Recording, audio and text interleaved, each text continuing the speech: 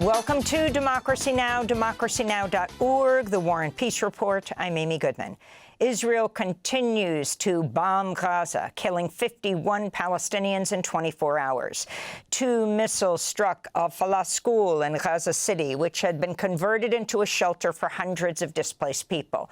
The Turkish broadcaster TRT confirmed a Palestinian freelance photographer, Yahya Barzak, was killed by Israel in Deir al-Balah in central Gaza yesterday. Palestinians gathered at Al-Aqsa Hospital in Deir al-Balah, mourning their loved ones killed in Israeli strikes. This is Atef Abu Jarad, a displaced Palestinian man from Beit Lahia. We came here after the violence and total destruction in Beit Lahia.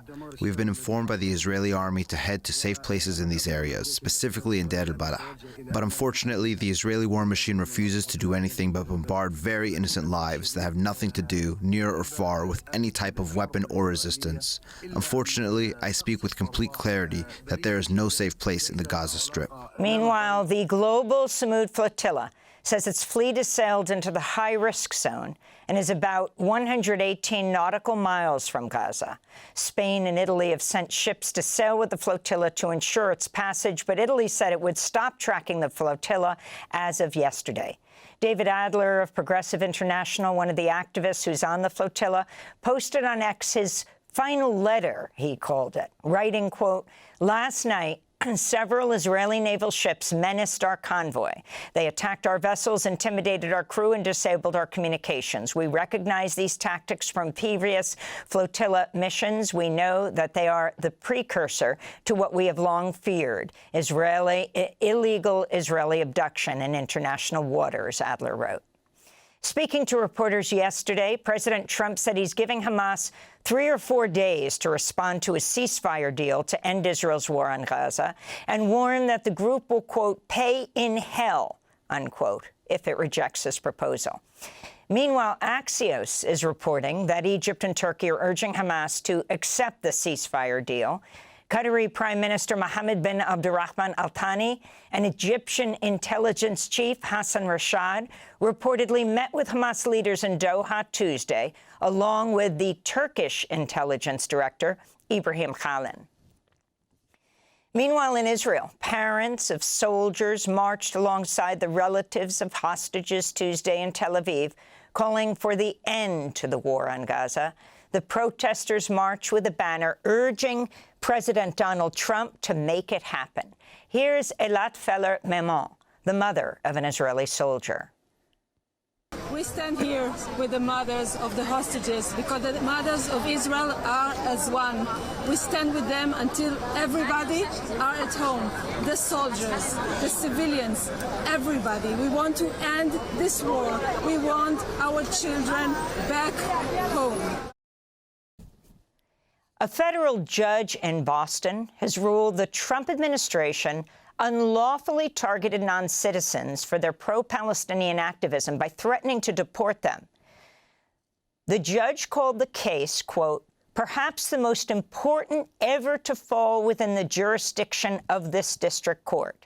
Judge William Young, who was appointed by Ronald Reagan, wrote in his 161-page opinion that the case, quote, "squarely presents the issue whether non-citizens lawfully present here in the United States actually have the same free speech rights as the rest of us. The court answers this constitutional question unequivocally. Yes, they do," he wrote.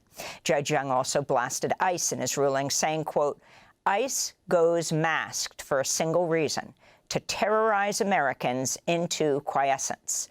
In all our history, we have never tolerated an armed, masked, secret police," Judge Young wrote.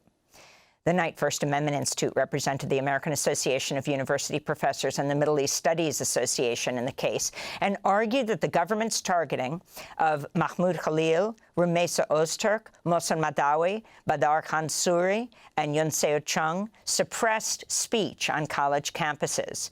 Separately, a panel of judges heard arguments yesterday from lawyers representing Rumeysa Ozturk and Mohsen Madawi. We'll hear more from Mahmoud Khalil later in the broadcast.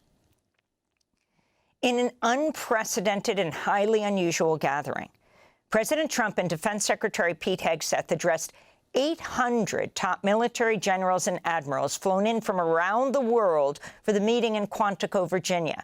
Hegseth blasted woke policies and diversity initiatives. For too long, we've promoted too many uniformed leaders for the wrong reasons, based on their race, based on gender quotas, based on historic so-called firsts. Frankly, it's tiring to look out at combat formations, or really any formation, and see fat troops. Likewise, it's completely unacceptable to see fat generals and admirals in the halls of the Pentagon and leading commands around the country and the world. It's a bad look. Meanwhile, President Trump defended his policy of deploying troops to U.S. cities and suggested to the officers gathered they should view the domestic deployments as a training exercise. From within. No different than a foreign enemy, but more difficult in many ways because they don't wear uniforms. At least when they're wearing a uniform, you can take them out. These people don't have uniforms. But we are under invasion from within. We're stopping it very quickly. Democratic Senator Jack Reed, who serves on the Senate Armed Services Committee, called the meeting, quote, an expensive, dangerous dereliction of leadership by President Trump. We'll have more on this story later in the broadcast. The U.S. government shut down as of today after Democrats in Congress refused to support a Republican funding bill that did not include concessions on health care. It's the first shutdown in 7 years, the last time the government shut down for 35 days during President Trump's first term. Democratic Senate Minority Leader Chuck Schumer and House Minority Leader Hakeem Jeffries blamed Republicans, saying in a joint statement, quote, after months of making life harder and more expensive, Donald Trump and Republicans have now shut down the federal government because they do not want to protect the health care of the American people, unquote. President Trump's threatened mass firings of federal workers in the event of a shutdown. Here's Randy Irwin, president of the National Federation of Federal Employees. You know, we're going to be over 300,000 federal employees will have been lost after today since the start of this Trump administration. And we don't know what our functionality of government looks like with that level of staff, because the size of the federal workforce has been almost entirely flat for the last 60 years.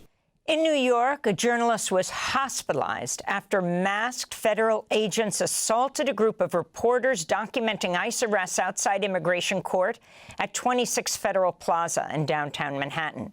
Video footage of Tuesday's attack shows AM New York's journalist, Dean Moses, attempting to enter an elevator where masked agents had followed two women when he was shoved out, with an agent shouting, "Get out of the King elevator." Olga Fedorova, who freelances for the Associated Press, was pushed, knocking her down, as well as Vural Elibol of the Turkish news agency Anadolu, who seriously injured his head after he hit the floor. DHS spokesperson Tricia McLaughlin defended the agent's actions, claiming the reporters had obstructed operations. This comes as the Trump administration is escalating its attacks on journalists documenting mass immigration raids nationwide. In Chicago, an investigation was launched after a local journalist was assaulted by federal immigration agents while covering protests outside an ICE jail in Broadview Sunday. A masked agent shot a pepper ball at CBS Chicago reporter Asal Razieh. She described the attack on social media, saying, quote, an ICE agent took a direct shot at my car today, absolutely unprovoked. My window was open and chemicals went all over my face. Been puking for 2 hours, she said. We'll speak with Chicago Mayor Brandon Johnson after headlines. As immigration raids continue across the country, federal authorities swarmed Chicago Tuesday morning for a major operation in which neighbors were awoken by the sound of Black Hawk helicopters swarming the sky. Some 300 federal agents descended onto an apartment complex where they arrested at least 30 people who were allegedly undocumented. A Mexican immigrant has died after he was wounded in the sniper attack on an ICE facility in Dallas, Texas last week. Miguel Angel Garcia Hernandez is the second person to die. Norlan Guzman Fuentes, a 37-year-old immigrant from El Salvador, was also killed in that attack. Native American leaders are condemning a move by the Pentagon to preserve 20 medals of honor awarded to soldiers involved in the 1890 Battle of Wounded Knee massacre. On December 29, 1890, the U.S. Army killed as many as 300 Oglala Lakota people at Wounded Knee, including many women and children. In a statement, National Congress of American Indians Executive Director Larry Wright Jr. said, quote, "Celebrating war crimes is not patriotic. This decision undermines truth-telling, reconciliation, and the healing that Indian country and the United States still need," he said. In the Philippines, at least 69 people have been confirmed dead after a 6.9 magnitude earthquake jolted the province of Cebu on Tuesday night. More than 150 others have been reported injured. The quake was followed by a series of aftershocks and comes just days after a super typhoon battered small islands in central Philippines, forcing some 400,000 people to evacuate. And this year's Right Livelihood Awards have been announced in Stockholm today. A student-led group from the Pacific Islands and human rights lawyer from Guam, Julian Aguan, were jointly recognized for taking their fight against climate change to the International Court of Justice, which found earlier this year polluting countries, primarily from the global north, are legally obligated to address global warming. Other winners include the Sudanese group Emergency Response Rooms, the group Justice for Myanmar, and the Taiwanese activist Audrey Tang. And those are some of the headlines. This is Democracy Now!, democracynow.org, The War and Peace Report. I'm Amy Goodman. Thanks for watching Democracy Now! On YouTube. Subscribe to the channel and turn on notifications to make sure you never miss a video. And for more of our audience-supported journalism, go to democracynow.org, where you can download our news app, sign up for our newsletter, subscribe to the daily podcast, and so much more.